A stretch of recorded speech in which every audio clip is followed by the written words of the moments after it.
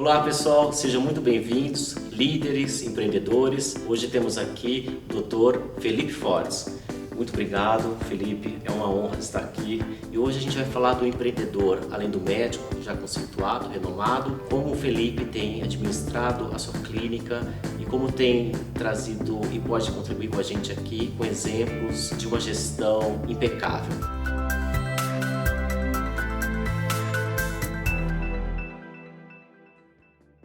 Felipe, lidar com pessoas, estruturar uma clínica, fazer da sua profissão, que é médico, também um negócio, não é tão simples. Quais os pontos positivos, negativos, o que você vê nesse mundo do empreendedor que possa contribuir conosco aqui, que buscamos compartilhar sempre informações com os nossos empreendedores? Desde já a gente agradece a oportunidade de estar aqui no canal, a gente poder falar um pouquinho da nossa experiência, dar um pouquinho das nossas ideias. Claro que ninguém aqui é dono da razão, mas a gente coloca os nossos pontos de vista até que sejam para o nosso debate, enfim. Já vem há um tempo, ser médico não é mais simplesmente fazer a consulta, né? Isso é uma coisa que ficou no passado, a meu ver, e hoje a gente tem que ter essa visão de empreendedor, uma visão de marketing, uma visão de finanças, uma visão da parte jurídica. Então você extrapola um simples conhecimento de faculdade para que você tenha, na minha visão, um sucesso, né? Seja a construção de uma marca, de um nome, não é? Para que você tenha essa coisa bem arraigada, que não seja mais simplesmente você ficar fazendo plantões e dependendo só do seu salário. E aí você passa a construir, na minha visão, o seu dividendo, o seu dinheiro. E isso requer realmente um estudo muito além dessa questão de administração, de gestão. Então a gente busca colocar tudo isso que a gente aprende no nosso negócio aí. Dia de trabalho. Eu tive o prazer de conhecer a clínica e ver realmente o atendimento diferenciado e lidar com pessoas é algo que é desafiador, treinar pessoas, né? Eu percebi ali que há realmente um foco em treinamentos, né? Como que você começou isso e desenvolve isso? Eu tenho, sabe, Rui, uma ideia, é uma coisa bem íntima minha, e às vezes que gostaria até de ouvir sua opinião sobre isso. Não tem que se remunerar mal o funcionário, eu tenho isso comigo, né? O funcionário tem que ser participante do nosso negócio. Eu sou uma pessoa bastante contrária, uma visão minha também. A gente pode debater, mas eu acho que bater ponto já não existe muito mais isso. Eu acho que é uma coisa que ficou do passado, o mundo está dinâmico demais. Então, essa gestão de pessoas, eu acho que é a grande dificuldade que a gente sempre procura se informar, né? A gente conversa com pessoas igual você, formado em Direito, né? Tem essa noção de gestão de empresas, porque está muito além disso. Então, essa qualidade que a gente tem que dar para o nosso funcionário, essa dificuldade que a gente enfrenta em ensinar para ele e ele nos retribuir, eu acho que é o ponto-chave para que o negócio dê resultado, seja de sucesso. Não sei se você concorda com o que a gente colocou. Eu concordo plenamente. Eu acho que hoje a cultura do pertencionismo é uma das vertentes de qualquer empresa. Se você não tem um time que pertence àquele negócio, que contribui para os resultados, que conheça a cultura do negócio, enfim, e esteja onboarding, né, dentro, vivenciando aquela experiência, entregando o melhor que elas têm e usufruindo também dessa riqueza, porque elas também ficarão mais ricas aos poucos, gerando novas riquezas, mas poucas pessoas acabam percebendo isso. Sim. Então, não bater o ponto da flexibilidade, mas a pessoa também, no momento que ela pode, ela contribui da forma dela, trazendo riquezas, é fundamental, é a liberdade. Eu acho que o foco na produtividade, né, uma produtividade de qualidade, a meu ver, é o que gerencia particularmente o meu negócio, né, vamos chamar assim. Para que a gente faça a empresa funcionar, a gente tem sempre gastos, nada vai cair do céu, né? A gente tem muito imposto, a gente sabe que o nosso país é um país com uma carga tributária muito grande. Eu que digo, né, dentro da minha área tributária, realmente. É demais, né? Que a sua área tributária aí, você tem conhecimento. Então a gente manter essa manivela toda, né, funcionando, pagando impostos, tendo o que a gente recebe, manter essa balança sempre positiva não é fácil, né? Eu também sou contra essa cultura de concentrar tudo em você. Você tem uma função dentro da empresa, né? Vamos chamar a clínica de uma empresa, eu tenho a minha função muito bem definida e eu não vou fazer um trabalho de marketing, eu não vou mexer com o TI da minha empresa, que é tecnologia de informação, né? Eu não vou fazer uma filmagem igual está sendo feita agora.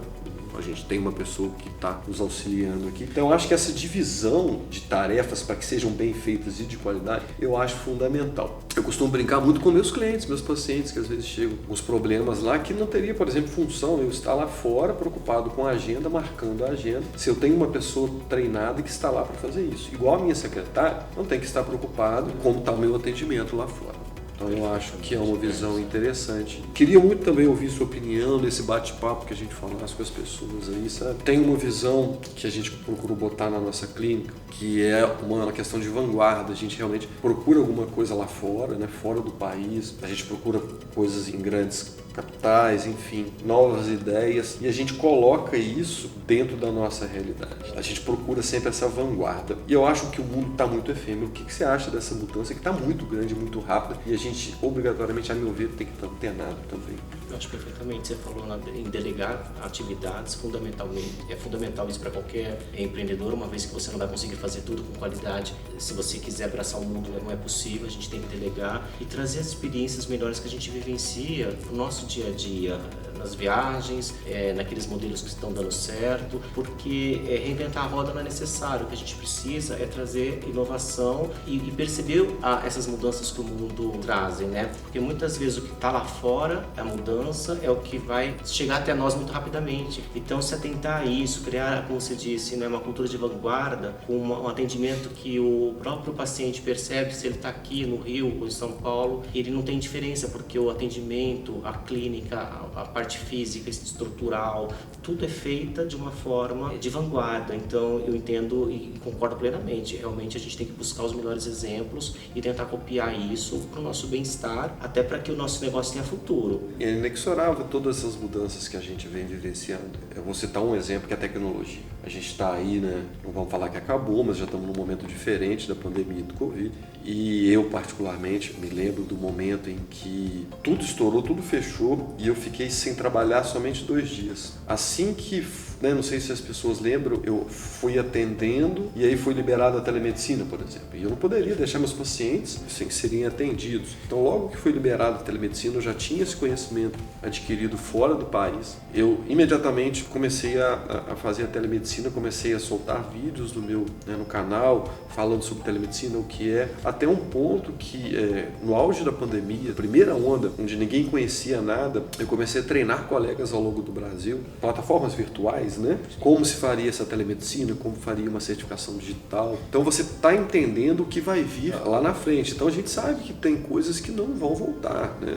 Essa questão que eu citei aqui, do ponto eletrônico, isso não cabe mais no mundo moderno. Eu acho que você tem que ser produtivo. Essa mudança, esse despertar realmente, percebendo o que está lá fora, que vai nos atingir aqui muito rapidamente, é muito importante. Sabe uma coisa que eu vejo também, Rui? Até comenta para mim o que você acha. Hoje eu vejo uma cultura, a gente que tem grupos de internet, segue pessoas na internet, segue alguns colegas, a gente coloca conteúdo, a gente vê links patrocinados, e é extremamente comum no próprio streaming que a gente vai seguindo lá da internet, é como ter um consultório só particular, como só ter clientes fidelizados particulares. E eu acho isso, a meu ponto de ver, é um caminho muito longo. Ninguém vai te vender isso daí barato ou de graça na internet de maneira tão fácil assim, sabe? A gente tem que tomar muito cuidado com as armadilhas que vão acontecer nesse mundo contemporâneo. A gente consegue alguma coisa realmente com muito trabalho, ainda continua assim, com muito trabalho, esforço, tempo, né? O tempo a gente vai precisar dele. A não ser que você cria aí, você quer mais da sua área, uma startup unicórnio, com um ano você fica milionário. Gera $1 bilhão ou de dólares, né? Mas eu não sei se você concorda comigo dessa... A gente demanda tempo, nada vai ser muito... O tempo ainda é o nosso grande desafio, o desafio humano, né? Mas a gente delegando e conseguindo trazer tecnologias para nos ajudar, profissionais competentes que vão sempre aparecer para nos ajudar. Eu acho que isso faz com que a qualidade de vida aumente, né? E realmente o desafio humano é esse, é a gente trabalhar para que a tecnologia nos ajude, que a gente possa ter realmente nossos momentos com os familiares, enfim, e poder usufruir também de toda a condição financeira que a gente acaba almejando e conseguindo. Sim. E distribuindo. O país hoje atravessa uma crise, é uma pobreza imensa, todo mundo percebe isso. Nunca vi tantas pessoas pedindo comida na rua em São Paulo como tem agora, pós-pandemia, mas isso é um exercício até para que a gente possa, e as empresas estão fazendo muito bem isso, exercitar um pouco do trabalho voluntário, do trabalho sustentável, de estender as mãos e doar. Então é um momento de transição realmente, onde a gente faz e as empresas também. Eu acho que é um movimento humano muito positivo nesse lado, né? Está antenado, eu acho que para essas mudanças de gestão de negócios, de gestão de empresas, né? A própria empresa virtual em si, né? Vamos colocar um médico virtual hoje em dia, né? Eu estou aqui fazendo uma consulta com uma pessoa lá no Amazonas ou fora do país. A gente entender que isso é uma realidade hoje é uma postura de vanguarda na minha área. Eu acredito que é uma postura de vanguarda. Eu vou falar algumas coisas aqui. Eu fiz recentemente uma aula com meus alunos. Eu vi o quão isso é importante, sabe? Eu falei com eles sobre tributação de imposto de renda, sobre livro caixa, sobre abertura de pessoa jurídica, porque assim, a gente não tem essa noção na faculdade, não é passado isso pra gente, é um conhecimento que a gente tem que buscar fora. Então eu acho que, não sei o que você pensa nisso. Esse é o nosso objetivo aqui no nosso canal, nosso encontro de líderes, né? Trazer realmente os estudantes de áreas que estão começando, enfim, que não tem a gestão de negócios, a administração de empresas no dia a dia, e realmente não tem um livro caixa, provavelmente ele vai usar o cartão pessoal dele de crédito, também misturado com o cartão de negócios. Enfim, ele nunca vai conseguir construir a riqueza dele se ele não souber coisas mínimas como separar a vida pessoal da profissional. Enfim, e é por isso que a gente vai compartilhando e trazendo, mas realmente são áreas que ainda a nossa educação precisa ser revista. Sim. A diferença entre a educação no Brasil e nos Estados Unidos que eu percebo é que quando lá a gente vai estudar, a gente vai já sabendo o assunto e senta na frente do professor para tirar dúvida. Aqui no Brasil eu nunca fiz isso, eu sempre fui completamente cru para ouvir o professor falar para depois eu tirar as dúvidas. Sim. Então a postura lá é completamente diferente e é isso que a gente tem que aprender. Então, Felipe, comparando um pouco o atendimento público que nós temos, não é, com o atendimento particular, que é um gap, né, um distanciamento gigante entre um e o outro, né? Como tentar reduzir um pouquinho isso? Ou o que você pensa sobre isso? Eu acho que eu vou falar uma questão, Rui, que não denigre ninguém, mas eu acho que é o que a gente está aqui, como a gente está falando no encontro de líderes, né? Eu acho que é realmente uma questão de gestão. A gente tem um tipo de gestão no sistema público completamente diferente de um tipo de gestão que hoje eu faço numa clínica particular. Eu vou colocar no meio desse caminho a saúde suplementar, que são os planos de saúde. A gestão no sistema público, a gente obviamente tem, além de tudo que a gente ouve falar de desvio, né? Que não é o mérito do local que a gente está fazendo aqui, eu acho que não tem foco na qualidade. Tem muitos profissionais bons no SUS que, por causa de gestão, abandonam o SUS e vão para o sistema suplementar ou particular, o que é uma pena.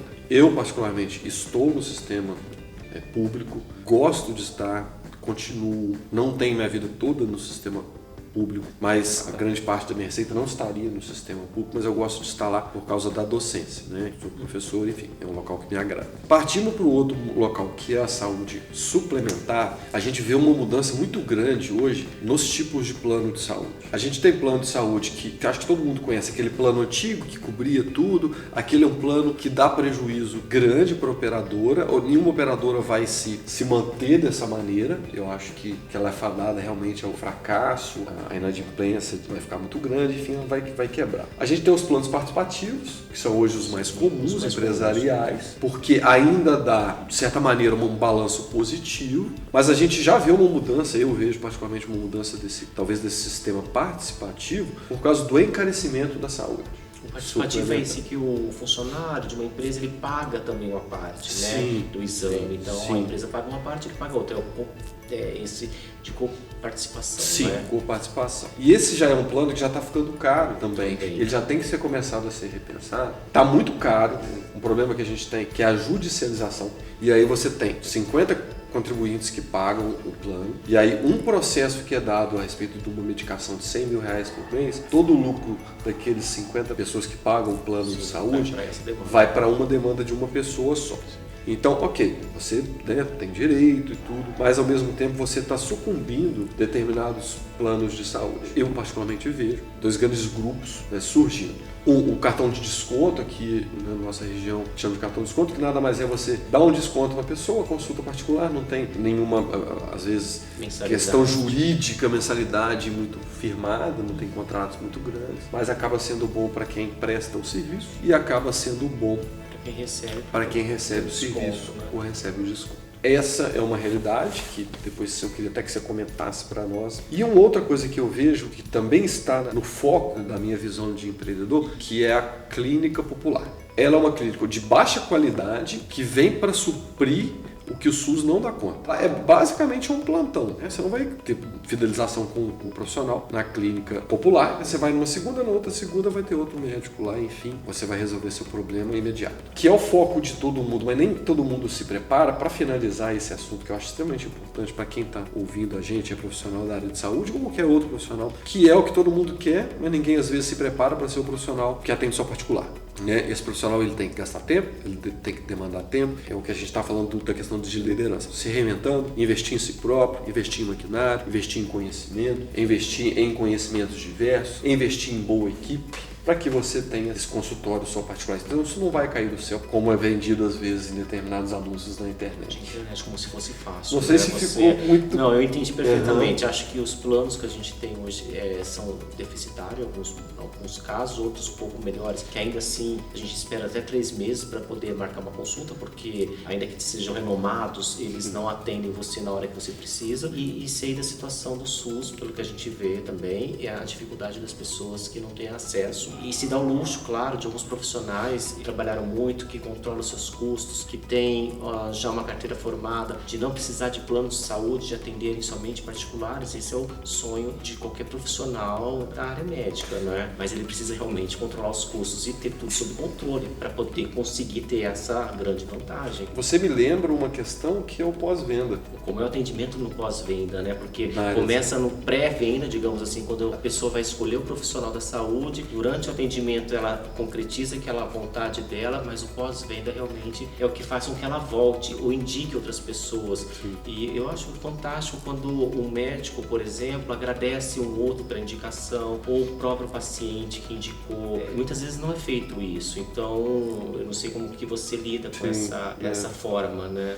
A gente sempre tem uma rede, não adianta você ter uma rede gigantesca, né? Não adianta muitos seguidores, sendo que a minoria será fiel, né? Você não precisa ter muitos seguidores, mas os que você tem que sejam fiéis, né? Então eu parto desse pressuposto aí na minha clientela. Tem uma outra visão minha também, que se a pessoa não fica satisfeita com o meu atendimento, sempre foi praxe minha, né? Eu devolvo o dinheiro para a pessoa. Se eu não fiz um atendimento que ela não gostou ou teve algum defeito nesse momento, eu realmente, então nós vamos devolver o dinheiro. Ou se o caso não é para mim, né, que isso pode acontecer, o caso ser eventualmente jurídico, enfim, eu acho justo devolver o dinheiro para a pessoa, porque é o nome que a gente tem, né? Então essa é uma questão minha do pós-venda. Eu acho que você manter um canal ativo para que a pessoa saiba onde você está e te encontre é muito importante. Dar o celular e o WhatsApp para todo mundo hoje em dia é quase suicídio, loucura, que eu trato muita gente, assim, quem tá aí desse lado aí, acredita, é muita gente que eu trato, por dar WhatsApp, né, redes sociais, enfim, para todo mundo, ligação o dia inteiro, é uma postura que eu tomei, mas eu tenho um local fixo, aonde todo mundo vai me encontrar e eu vou responder todo mundo, né, na medida do tempo, que a gente pode até falar sobre o tempo depois também, né, que é um outro local, as pessoas estão adoecendo, o gerenciamento desse tempo, a vida tá te cobrando demais e se você quiser abraçar e resolver tudo, você não vai conseguir. É a delegação que a gente fala, delegar a tarefa, né? Delegar a tarefa acho muito importante. E pós-venda, saber que você está disponível, que tem uma estrutura para receber as pessoas, profissionais que você confiou e treinou e desenvolveu, isso tudo é muito bom para poder manter isso que você hoje usufrui, né? De definir o que você quer, seu papel, né? E o que você vai ter de pacientes, enfim, como vai ser feita essa relação. E como uma empresa, o pós-venda, ele é fundamental. Então, aos líderes, né, o que eu digo é sempre isso. A pessoa vai ser lembrada a partir do momento em que ela fez uma experiência única, quando teve a chance de ter aquele cliente ou paciente, enfim, ali naquele minuto com você. É o momento realmente de você marcar a sua marca no tempo para que ela se lembre e volte. Não teve como não vir à minha mente uma provocação a você, que acho que o time is money, né? Tempo é dinheiro, nunca teve tão em alta como agora. O que você vê disso daí? Eu acho que nós todos estamos correndo muito, acho que a humanidade, né, se desenvolve num ritmo crescente. A criança já nasce praticamente com o celular na mão, então você vê que a infância encurtou, as pessoas se rejuvenescem e vivem, né, muito mais tempo. A corrida pelo embelezamento, pelos produtos e pela dermatologia, enfim, tudo isso é uma crescente, porque a vida é longa. Então eu acho que o tempo é dinheiro e oportunidade. E o compartilhamento, como a gente está fazendo aqui hoje, é bacana, é a alma da nossa experiência na Terra, porque com isso as pessoas conseguem, a partir de algum ponto, o novo médico, o novo administrador de empresa, advogado, ou mesmo o empreendedor que está começando, ele já tem em mente o que tem pela frente, não é? Atendimento, a delegação, a necessidade de se aperfeiçoar cada vez mais, estudar, e uma formação, às vezes, uma só já não é tão suficiente. Então é importante pensar que a vida exige cada vez mais de todos nós. Sabe uma outra questão também que eu sempre coloco para os alunos e pacientes, enfim,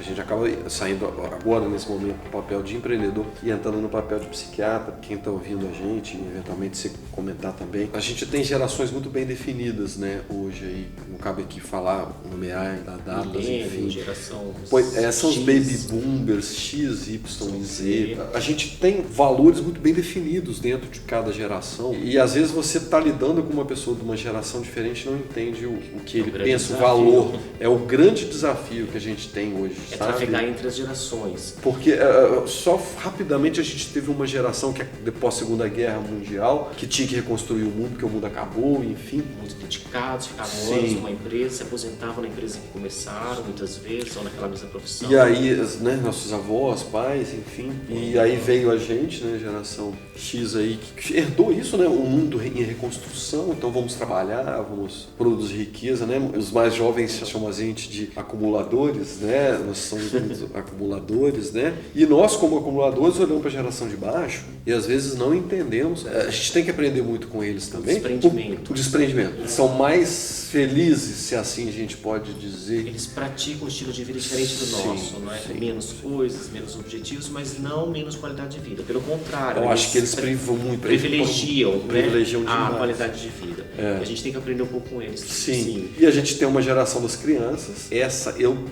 Como psiquiatra, ninguém vai saber como vai ver. É uma geração que passou por esse gap de 2 anos dentro de casa, de pandemia. Poucos relacionamentos com os outros colegas. Relacionamento extremamente virtual. Então a gente não sabe como vai vir essa geração nova. A gente espera que tenham bons frutos, boas cabeças, né, e boas ideologias que venham dessa nova geração aí. Eu vi muita gente adoecer, eu gostaria de falar um pouquinho também sobre a questão pandemia. Eu vi muita gente adoecer, não fisicamente, do ponto de vista mental, nessa pandemia. E ela trouxe a gente à prova, né? A nossa saúde mental não é simplesmente você dar um diagnóstico de esquizofrenia ou bipolar, né? Eu fiz muita coisa aí para as pessoas perceberem que a nossa saúde depende de economia, depende de sociabilidade, depende do dinheiro, né? A saúde é um conjunto de bem-estar, né? Você tem isolamento dos pares e aí você tem um adoecimento mental importante, né? Você teve inúmeras perdas, né? Pessoas que perderam parentes, amigos, e aí a gente gera um estresse pós-traumático. Alto índice de suicídio. Sim, alcoolismo, a gente pode citar, uso de drogas, não custa a gente brincar, né? Alto índice de gestação ou de separação dos casamentos. Também a gente pegar tudo de teste, né? Que o primeiro modo seria ruim. A gente colocar com um pensamento positivo, a gente fica mais fácil de viver. Tem que pegar isso tudo como aprendizado, essa pandemia, né? Essa parte econômica, que é o que a gente também está falando aqui, e usar isso a nosso favor. O mundo não vai ser o mesmo. Eu vou falar por mim, né? Ou se quiser comentar, o mundo não vai ser o mesmo mais, né? Economia, saúde, convivência, relacionamento, tudo mudou, né? Então não queira ficar com aquele modelo antigo, né? Patriarcal, arcaico, lá de trás do modelo de negócio que aquilo. São os novos desafios que estão chegando, né? O compartilhamento, essa forma da gente estar aqui hoje conversando e levando para as pessoas um pouco mais de conhecimento, um pouco mais de reflexão. Eu vou deixar aqui meu agradecimento. Eu que tenho que te agradecer. Nós é que temos que te agradecer. Por poder estar aqui junto com vocês, dando um pouquinho de história da gente, um pouquinho de ideias da gente, sempre respeitando quem está aí do outro lado. Estamos abertos a qualquer discussão, enfim, sempre de maneira produtiva e salutar. Aproveitando então também, eu deixo novamente aí minha gratidão por estar aqui conversando com o Rui, todos vocês nos ouvindo. Espero que tenha sido de grande proveito. O espaço está aberto aqui para discussão. Nós temos um grande professor aqui que é o Rui, que pode nos ensinar muito aí no canal. Eu já conheço ele de outros eventos, de outras parcerias, e a gente sempre tem muito a aprender com ele. Nós é que temos que agradecer, é um prazer a todos vocês líderes que estiveram com a gente até agora, e assim a gente termina mais um encontro, esse que é o meu, é o seu, é o nosso encontro de líderes. Se inscrevam no canal, compartilhem e curtem esse vídeo.